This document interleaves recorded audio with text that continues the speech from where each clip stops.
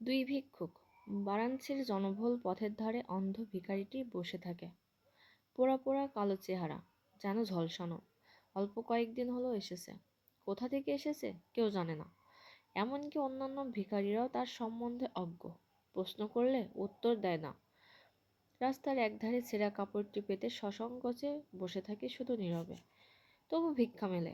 কাশীতে পুণ্যার্থীর ভিড়, পুণ্য সংগ্রহের জন্যই লোকে আসে এখানে, ভিক্ষা দিতে কার্পণ্য করে না।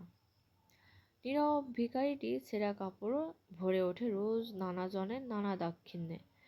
আদলা পয়সা, ডাবল পয়সা, আনি দোয়ানি, সিকি, এমনকি আধুলেও পড়ে মাঝে মাঝে।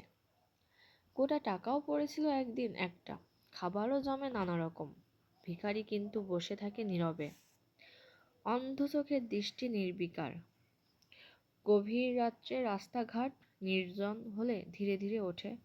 কাপড়ের উপর আবার সঞ্চিত বসে সমস্ত জিনিস এসে রাস্তার ধারে কতদিন বসে থাকতে হবে লাঠি কে ঠক জানে। ঠক করে সেদিন গঙ্গার ঘাটে সন্ধ্যা যায়। উত্তীর্ণ হয়ে তারপর গেছে অনেকক্ষণ। গঙ্গা পথ গর্ভে ফেলে জনবিরল দিয়ে হয়ে আসে এসেছে। সব। আর সে একটি যা চায় ভিখারির তা আবির্ভাব পায়নি। হলো সেই পথে। কাপড় বিছিয়ে আবার নুজ্জ দেহ, বসে স্থবির, এসে গায়ে রাস্তার ছেঁড়া ধারে। কাঁথা, পায়ে শীর্ণ ন্যাকড়া জড়ানো, কঙ্কালসার দেহ। এই মাথায় জট ভিখারিটি পড়ে এসে গেছে। প্রথম ভিখারির কাছে দাঁড়ালো এবং নিজের ভিক্ষার থলিটি তার কাপড়ে উজাড় করে ঢেলে দিল।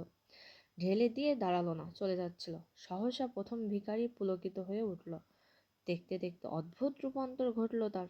গায়ের রং টকটকে ফর্সা হয়ে গেল, মাথার চুল সোনালি, চেহারাই বদলে গেছে একেবারে।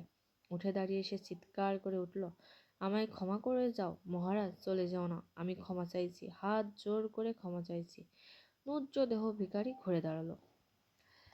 সাহেব বলতে লাগলেন, ক্ষমা করো আমাকে মহারাজ, কতদিন যে তোমার আশায় বসে আছি, অভিশপ্ত জীবন আর বইতে পারছি না।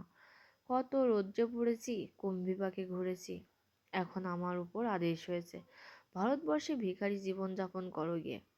যদি কোনোদিন তার হাতে ভিক্ষা পাও, তবেই তোমার রূপান্তর ঘটবে। সে যদি তোমার ক্ষমা করে, তাহলেই তোমার মুক্তি।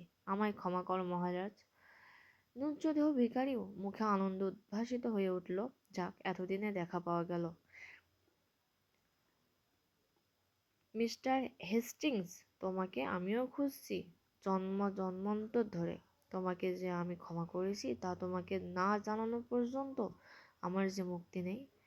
ক্ষমা করেছ নিশ্চয়ই। দেখতে দেখতে নুজ্জদেহ স্থবির ভিখারির সম্যদর্শন ব্রাহ্মণে রূপান্তরিত হলো। ওয়ারেন হেস্টিংস আর মহারাজ নন্দকুমার পরস্পরকে আলিঙ্গন করলেন। আল্লাহ হাফেজ।